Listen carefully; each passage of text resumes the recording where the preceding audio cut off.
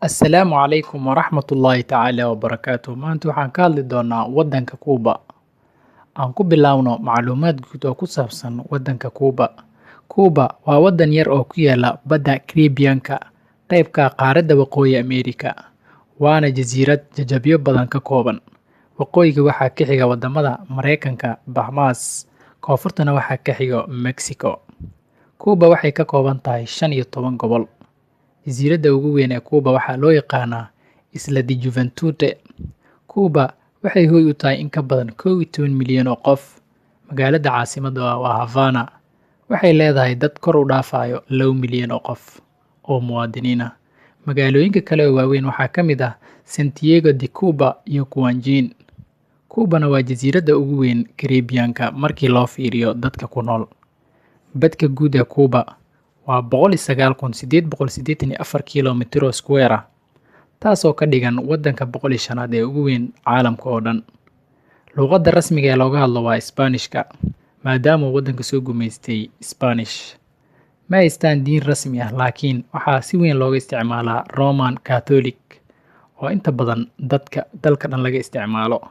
Waxaa laga isticmaalaa 2 lacag oo lagu kala magacaabo Cuban Peso iyo Coban Cuba, waana 2 lacag oo adduunka dhan ama aad ku isticmaali karto waddanka Kuuba intiisa. Taariikh ahaan, Yurubyaankii ugu horreeyay ee gaara Kuuba wuxuu ahaa Christopher Columbus 1492. Waqtigaas dadka asalka u dhashay waddanka waxay ahaayeen kuwo ku nool beeraha, waxayna cuni jireen galleyda iyo caanaha, halka kuwooda kalena ay cabi jireen xashiishka ama tubaakada oo waddankaas caanka ku yahay. Sanadkii markuu ahaa 1551, Diego Velasquez ayaa qabsaday jasiiradda Kuuba, wuxuuna aasaasay dhowr degmo oo ay ku jirto caasimadda Havana. Laga soo bilaabo 1526, Isbaanishka ayaa u soo dhoofiyay addoomo badan oo Afrikaan ah waddanka Kuuba. Dhammaadkii qarnigii 18aad, Kuuba waxay ku baraarugtay koritaanka iyo dhoofinta sonkorta. Dhirta badanana waxaa ka shaqayn jiray tiro badan oo addoomo Afrikaan ah. Qarnigii 19aad waxaa jiray dhaqdhaqaaq sii kordhayo. Halganka Kuuba ee madax-bannaanida wuxuu bilaabmay 1868 markii uu milkiilaha loo yaqaano Carlos Manuel de Cobenza uu sii daayay addoommadiisii, sidaa awgeedna ay bilaabeen inay la dagaalamaan. Waxay ku dhammaatay fashil 1878. Markaas kadib, sanadka markuu ahaa 1986, addoonsiga Kuuba waa uu soo idlaaday oo ma jirin cid la addoonsado. Dagaalkii labaad ee madax-bannaanida wuxuu bilaabmay 1895. Sanadku markuu ahaa 1898, Mareykanka waxa uu la dagaalamay Isbaanishka. Ciidamada Mareykanka waxay ku soo duuleen Kuuba iyo Spain oo markii dambe isdhiibay. Heshiidda nabadeynta ee Spain waxay ku tiigsanayd ama ay ku taagneed dhammaan inuu ka tanaasulo sheegashadiisa Kuuba. Markaas kadib Kuuba waxaa qabsaday ciidamada Mareykanka, waxayna haysteen muddo 4 sano ah, waxayna ka tageen sanadka markuu ahaa 1902. Kuubana waxay noqotay mid madax bannaan, laakiin dhab ahaantii waxaa ku soo kordhay muwaadiniin Mareykan ah. Horaantii qarnigii 20aad, Kuuba dadka badankooda waxay ku noolaayeen nolol aad u liidato, inkastoo ay jireen dadaallo lagu ciriirinayo ama lagu casriyeynayo dadka ku nool waddankaas. 1924, Gerard Mercado ayaa waxaa loo doortay madaxweynaha waddanka Kuuba. Mercado waxaa lagu afgembiyey waddanka 1993, kadibna Kuuba waxay yeelatay dastuur cusub oo dimuqraadi ah iyo doorashooyin. Sanadku markuu ahaa 1952, Franklin Batista ayaa ku dhuftay Kuuba kadib markii uu noqday keligiis taliye. Waqtigaas marka lala barbardhigo dalalka Kuuba waxay noqotay ama way barwaaqoobeen. Dalka waxay heleen nolol heer sare ah, waxbarashada heerkana wuu sarreeyay, akhriskana wuu fiicnaa, caafimaadkana sidoo kale waa uu fiicnaa. Kadib 1959, Fidel Castro ayaa hogaamiyey kacaankii Kuuba. Castro ma uusan keenin xorriyadda Kuuba, taas oo beddelkeedii uu u istaagay asna inuu noqdo keligiis taliye. Castro waxa uu soo bandhigay nidaam cadaadis xaqjir ah, wuxuuna sharciyey ururo shaqaale oo madax bannaan oo sharci darro ah, dhammaanna wuxuu baabi'iyey mucaaradadii siyaasadeed ee waddanka ka jiray. kadib dhaqaalaha Kuuba wuu istaagay intii lagu guda jiray 1960kii ilaa 1970kii. Dhanka kale, Kuuba waxay noqotay dayax-gacmeedkii Midoogii Sofiyeet, taasoo keentay inay ka qaxaan dad badan. Dad badan ayaa u baxsaday Mareykanka, qaar badanna kalena waa ay ku dhinteen badda. Xidhiidhka kala dhexeeya ay la yeesheen Mareykanka ayaa uu sii xumaanayay. 1961dii, 1400 oo qaxooti ah ayaa loo tababaray CIA si ay warbixin ugu keenaan waddanka Kuuba. Waxaa intaa dheer, Kuuba dhaqaaleeda wuxuu ka tiirsanaa Midoogii Sofiyeet. Markii Sofiyeetku uu burburay 1991dii, xaaladda Kuuba waxay noqotay mid quus ah. Xaalad nololeedka dadka caadiga ah ayaa noqday mid hoos u sii socota, taas oo ku qasabtay Castro inuu u oggolaado waddanka shirkado maalgashi oo lacag la'aan ah. Sidoo kale waxa uu u fasaxay dalxiiska. Halkan waxaan kugu soo gudbin doonaa macluumaad kooban oo aan ka diyaariyey waddanka Kuuba.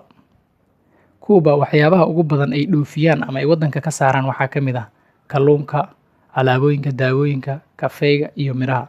Waxyaabaha ugu badan ay soo dejistaan waxaa ka mid ah saliidda, cunto, kiimikooyin iyo mashiino. Kuuba waxay si weyn ugu tiirsaneyd Midoogii Sofiyeet.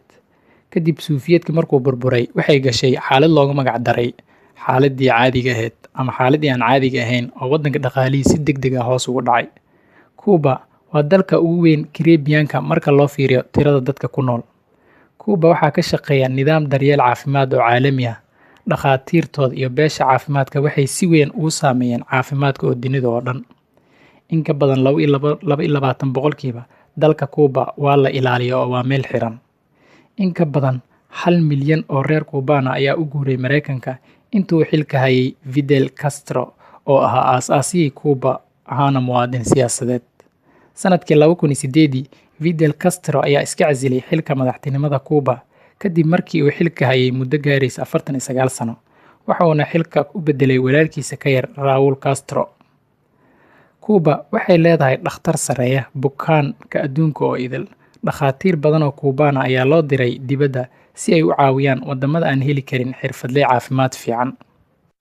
Kuuba waxaa mamnuuc ka ah inaad samirto shaqaale dawladeed sida militariga, booliiska iyo shaqaalaha ka shaqeeya garoomada diyaaradaha, maadaama ay taasi tahay sharci darro. Qaliimada dib u dejinta galmada waxaa lagu sameeyey Kuuba sanadka markuu ahaa 2007, waxaana lagu taageeray nidaamka daryeelka caafimaadka ee dadweynaha waddanka. Mareykanka waxa uu Kuuba siiyaa $4,000 si uu u kiraysto Guantanamo Bay. Kuuba waxaa soo helay nin lagu magacaabo Christopher Columbus 1492. Kuuba iyo Mareykanka waxay dib u soo celiyeen xiriirkoodii diblomaasiyadeed sanadka markuu ahaa 2015, kadib markii ay ku jireen xaalad 54 sano ah. Waxaana booqasho taariikhi ah ku sameeyey madaxweynihii hore ee dalka Mareykanka Barack Obama. Ka hor intaan dib loo soo celin xornimadaas ama diblomaasiyadaas, waxa uu Mareykanka ballan qaaday inuu dhalasho siin doono dadka ku nool waddanka Mareykanka ee u dhashay asalkooda Kuuba. Tan iyo 2008 wixii ka horreeyay looma oggolayn Kuubaanisku inay isticmaalaan kombiyuutarada, sidoo kale looma oggolayn taleefanada caadiga oo qofka gacanta ku qaato. Kuuba waa waddanka ugu horreeya ee ka socda wadamada reer galbeedka. Kuuba waa jasiiradda ugu caansan dunida oo dhan. Madaxweynaha Kuuba waxa uu talada hayn karaa 4 sano. Inta u dhaxaysa da'dooda 17 jir ilaa 28 sano, rag iyo dumarba waxaa laga rabaa inay u adeegaan adeeg militari dowladda. Dowladda Kuuba waxay leedahay oo ay maamushaa dhammaan warbaahinta ay ka midaysan yihiin shabakadaha raadiyaha iyo telefishinada. Kuuba waxay xornimada ka qaadatay waddanka Mareykanka sanadka markuu ahaa 1902, waxayna noqotay Jamhuuriyadda Kuuba. Codaynta Kuuba waa qasab ama si xoog ah ayaad ku codaynaysaa. Kalluun shahaadaysan oo lagu magacaabo manger ayaa laga helaa Kuuba. Tani waa meesha kaliya ee adduunka laga heli karo kalluunkaas. Kuuba waxaa ku yaalo in ka badan 250 masraxadood ama meelaha lagu heesaa. Kuuba waxay leedahay tiro xayawaanaad oo badan oo kaliya laga helo Kuuba, waxaana ka mid ah shimbiro, bisado.